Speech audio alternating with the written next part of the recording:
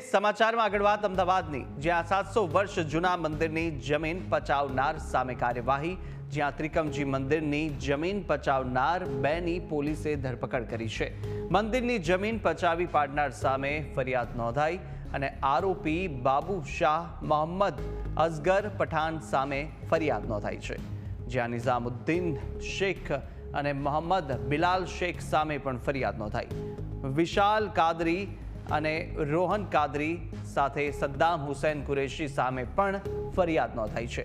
તો મંદિરની જમીન હેતુફેર કરવા અંગે ચેરિટી કમિશનરે નોંધ લીધી છે અને આરોપીઓએ ખોટા દસ્તાવેજના આધારે મંદિરની જમીન પચાવી હાલ જગ્યા પરથી મંદિર તોડી પાડવામાં આવ્યું છે અને મંદિરમાં સ્થાપિત મૂર્તિઓનો કોઈ પત્તો નથી મળી રહ્યો।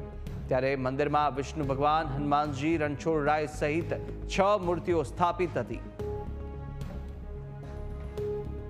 મંદિરની ચેરિટી કમિશનરમાં નોંધણી થયેલી છે અને એ મંદિર સંબંધે 1999માં એક દસ્તાવેજ થયો હતો, જે દસ્તાવેજ અત્યારે હાલ નામદાર હાઈકોર્ટની અંદર જ્યુડિશિયલ પ્રોસિડિંગમાં છે।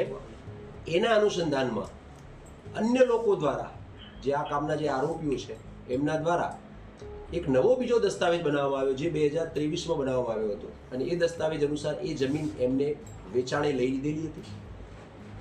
આ જમીન વેચાણે આપવામાં સહલ ઓનર્સના જે તે વખતના જવાબદાર વહીવટદાર બાબુલાલ ડાયલાલ શાહ, પછી મોહમ્મદ અસગર, શેખ નિઝામુદ્દીન દ્વારા આ જમીન છે એ અન્ય 4 વ્યક્તિઓને ટ્રાન્સફર કરવામાં આવી હતી।